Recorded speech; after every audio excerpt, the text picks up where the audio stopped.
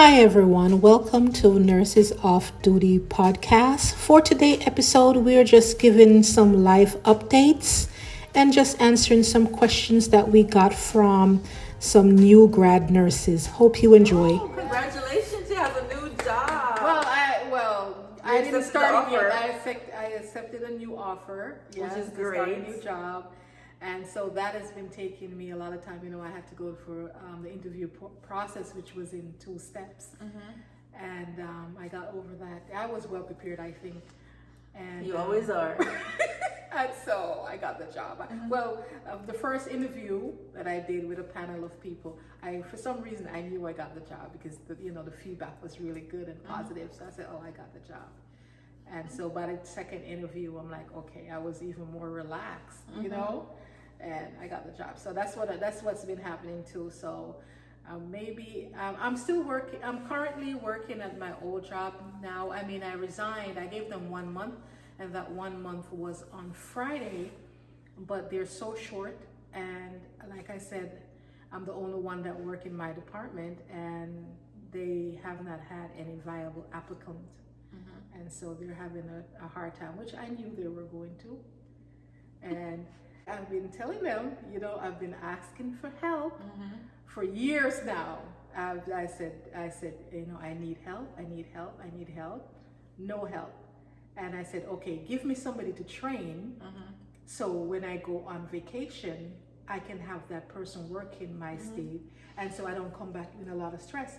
Never happened. And so now that I'm actually leaving, they have nobody, nor do they have anybody who they had let me train. You see what I mean? So it's like foresight. They didn't, they should have seen it coming, but they didn't. But anyway, let's move on from there. So guys, that's what I've been up to. But if they had, I'm assuming if they had given you a little bit what you asked for, you probably would still. I would not even think about looking because I was very comfortable. Right. I was very comfortable, and all I was asking is for help.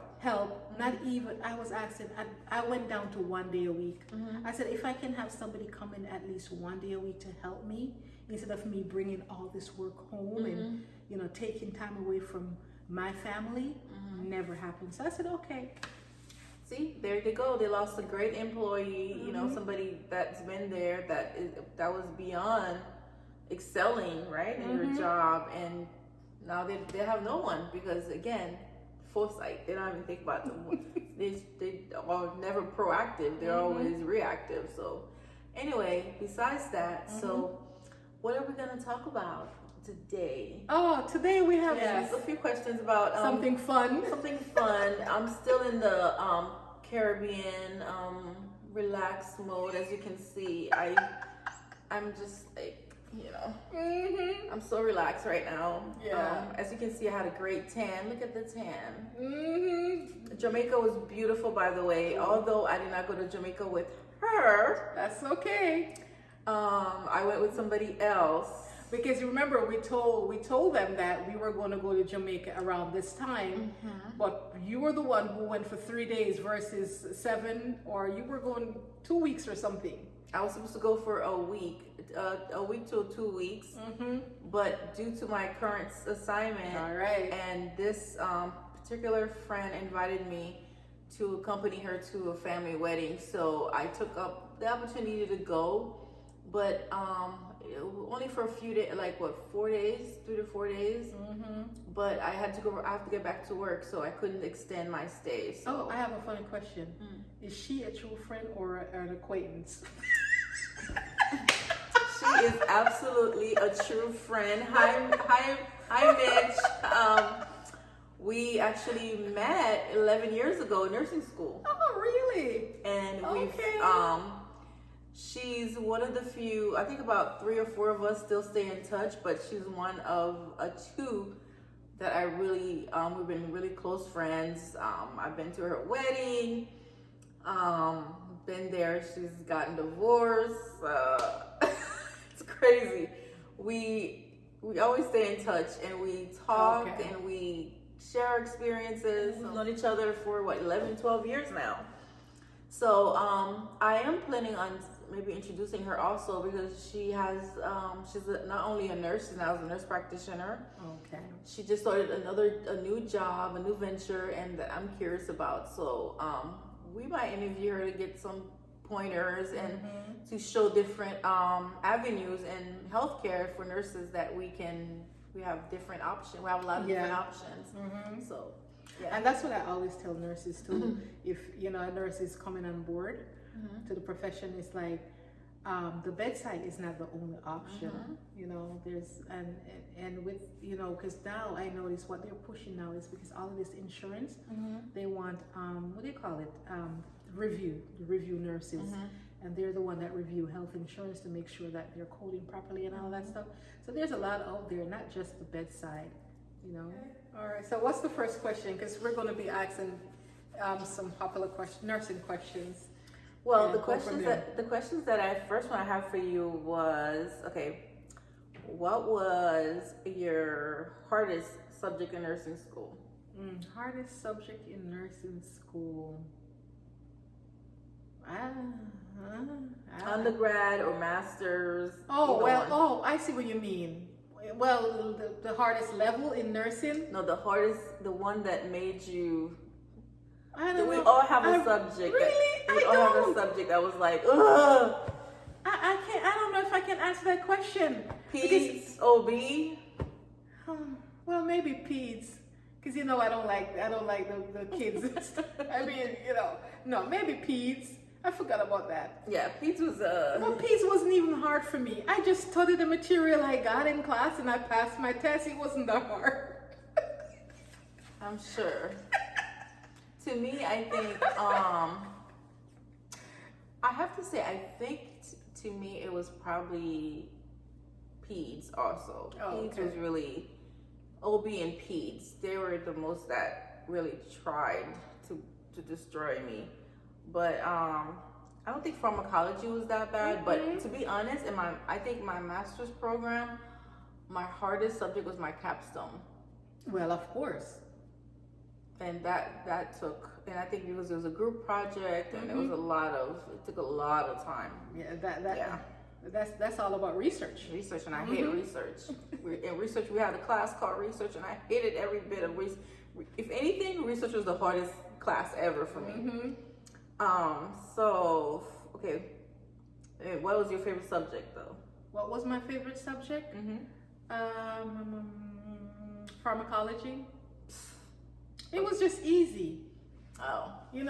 Just learning the meds and the interactions and the class and the classifications and stuff like that.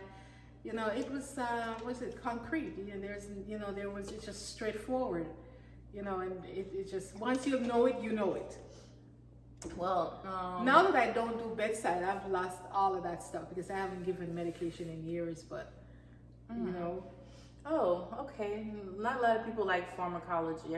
I think a lot of students find it very hard because unless you master the classification that you can put the drugs and the classification, it's a little hard for most students. But what was yours? What did you say? What was your favorite one? My favorite subject to me, I want to say was probably psych. And I don't want to work ever in psych, which is weird. And funny enough, you mentioned that, like the highest grade that I've ever got, which was 100%, was in my psychology class.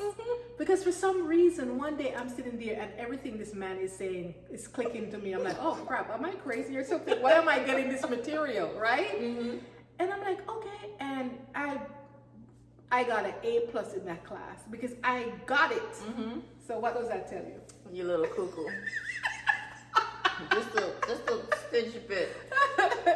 No, I like psych because it did make sense. I don't think I ever really got into the mindset of people until I really started. I was in psych. I had a psych class because you get to understand what made people tick, what to look out for. And you had yourself, okay, do I have some of those traits? So it was a fun class for me. Yeah. And I did well in psych. So now this is interesting. Give me some example. It could be one, it could be a few of your most memorable patients that you've had? There's always that one patient you don't ever forget. Memorable patient. Let me see. Or an experience. An experience. The only thing that comes to mind, something positive. Let me stay on the positive side. We did have this patient that came in. The Addie. This patient looked like. Have you ever seen a skeleton? You ever see, like when you go to anatomy class and you see the skeleton hang up on the street? That's how the patient looked. The patient looked like a skeleton. His skin was like almost green, sunken eyes. And we're like, okay, the hospital just send him to us just to die, you know, which they often do sometimes. And Addie, we got that guy. We couldn't even believe it. All of a sudden, it's like we start giving him this scare. And then we saw the progression. He started putting on weight because we're giving him all the supplements and everything. And then all of a sudden, Addie, therapy one day was like, wait a minute, I think we can work with him. Therapy started working with him. This guy came in not walking, bedbound, and everything. And Addie, by the time he left, which was, I want to say probably 4 to 5 months after, because he went home.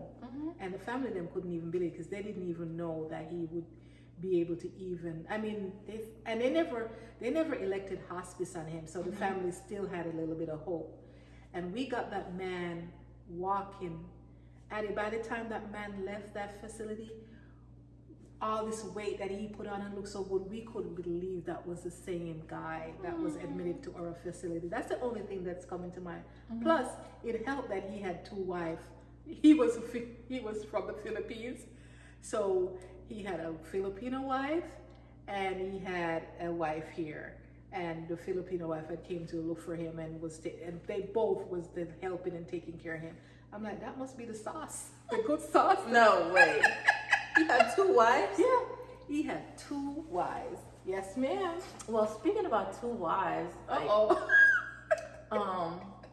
this is, I don't know if this is a good sad story or if it's, I remember this patient, a young man. Oh, yeah. What age when you say young? Probably in his at that time, I think maybe in his 40s, early 40s. Okay. He was recently diagnosed with cancer. And there was his wife doting on this man. She would only leave to go home at night to be with the kids, but she was there all day with this man. She would even help you, let him change. Like if he needed help, she was doing it for him. She was doing everything for him. So one day, I just remember she went home and then we got a call that he's having a visitor. And I'm like, oh, okay. So the visitor came up.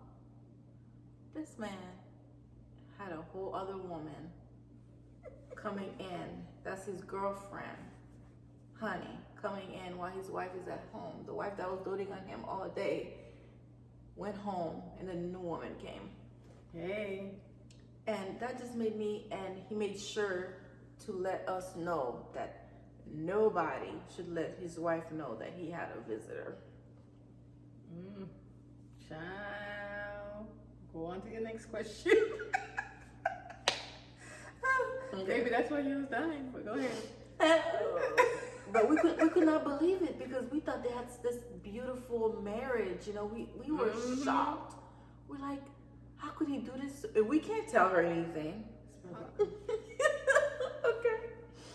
Okay, so your next question. Okay, memorable moments. We were talking about in nursing. Like, what is your biggest nursing fear that when you were in the floor? Let's say you were in the floor that you had. Maybe making a med error. Yes, that's a big one. You know, that because I just didn't want that to happen, you know. So I always make sure I double check. And by the time you double check, it's like a disease at this point because you might have done it 10 times. Yes, and me. Yeah, that was a fear of mine. Now, okay. What about you though? What is your what was your biggest fear in nursing? My biggest fear.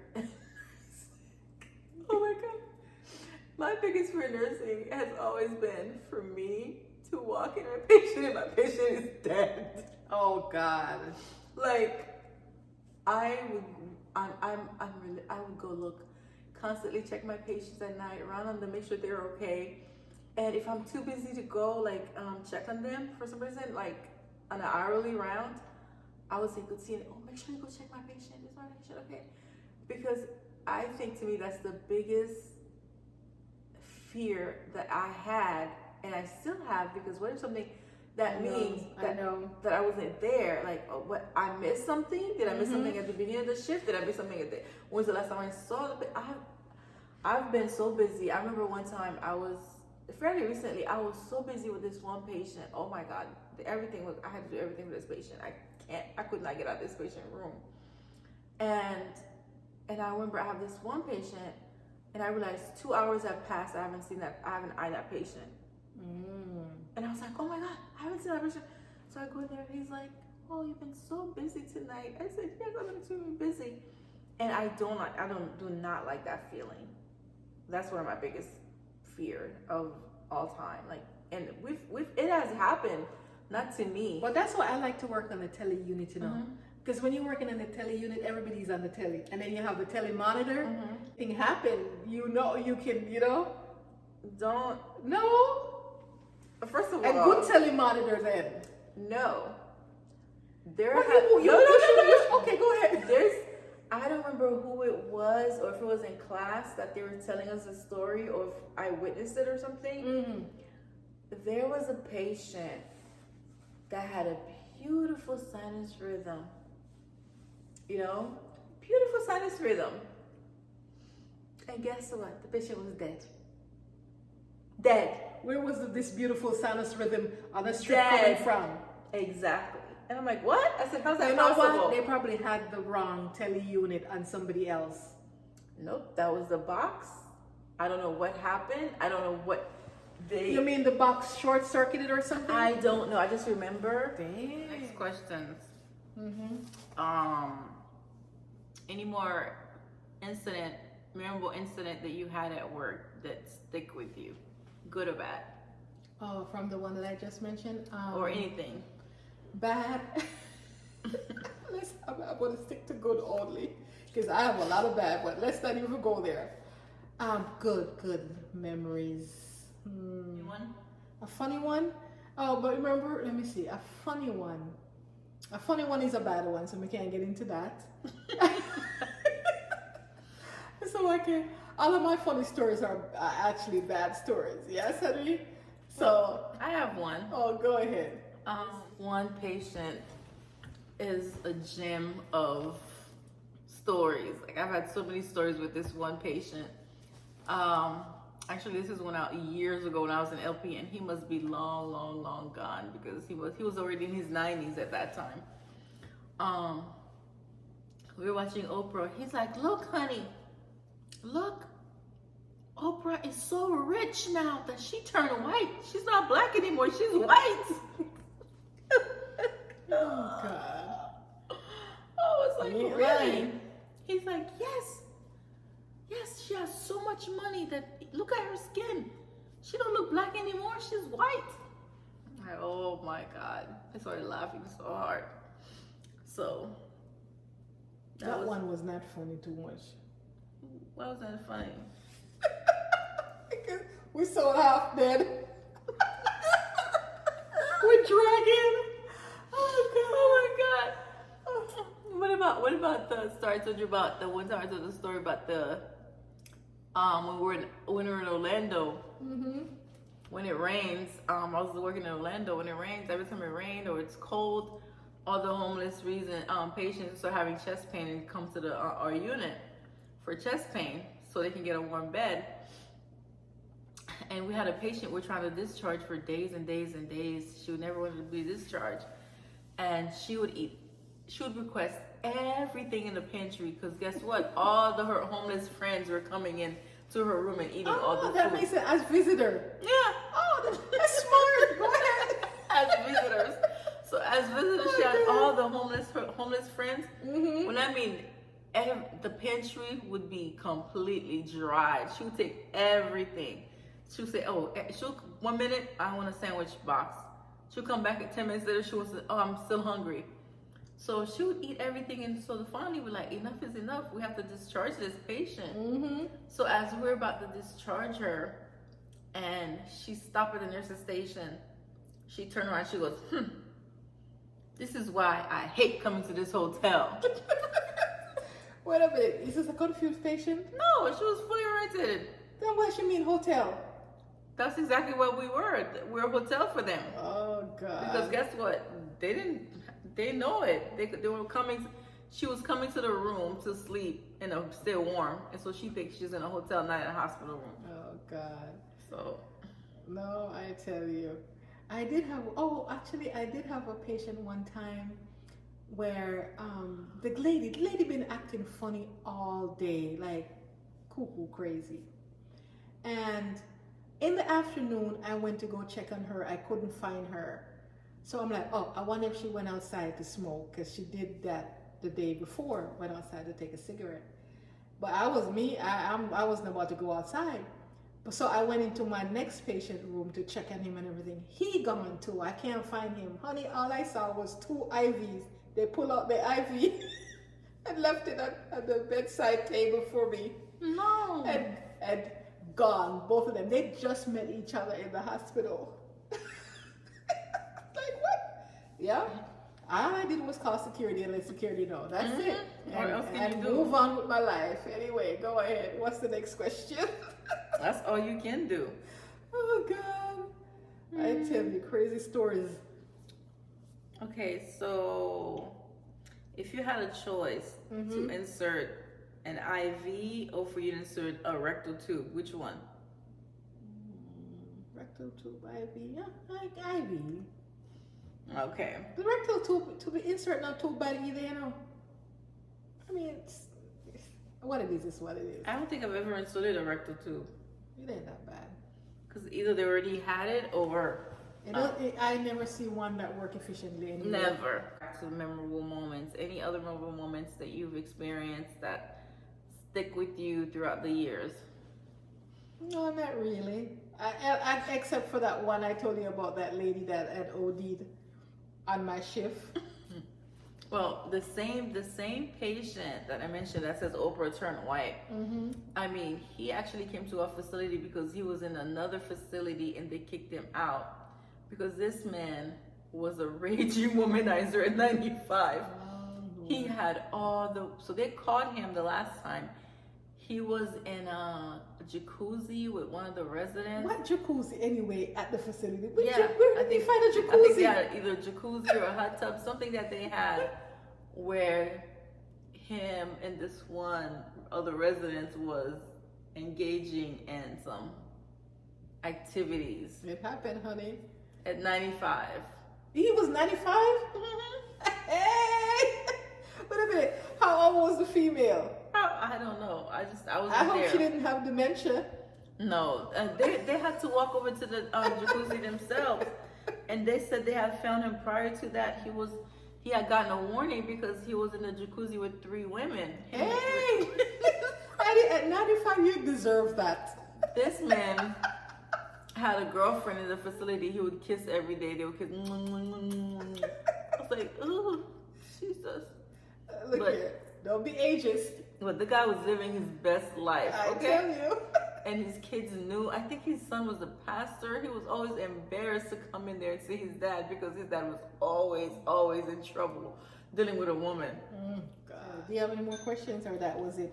I think that was all the questions that I had for us on this game. Okay.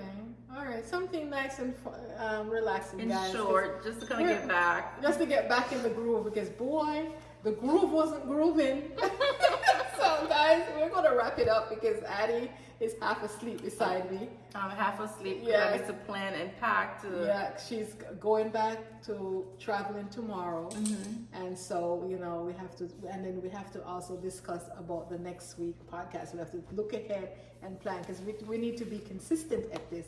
Consistency is the key to everything, even in nursing. And so guys, I want to leave off here and just once again say thank you to all our subscribers. And I want to also say just a happy National Nurses Week to all our wonderful nurses. Addie, do you have anything to say to wrap this up? Yes, the same thing. We really appreciate all our fellow nurses, our colleagues, our friends, our family members.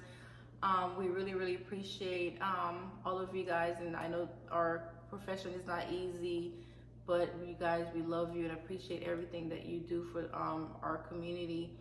But also, I feel like we need, I'll say it again, I think we need that momentum back, like when we had discussion, and I feel like due to our schedule, like I said, I'm on the West Coast a lot. I'm here, I'm going back and forth, and we're making it work, but it's a process, you know, so bear with us, but at the same time, we need those discussions, those conversations to continue happening. And then although sometimes like I feel like it's gonna be a lot more fun, we may answer them a little bit, but then at the same time I feel like we should try to get those questions, and then we discuss it with you, and that way you guys get involved, and then we can get to know each other a bit more, like we did before. So we want to thank you guys again, and happy Nurses Week to all our nurses. Yes. Good night. Oh, have a good night, guys. Bye-bye. Bye.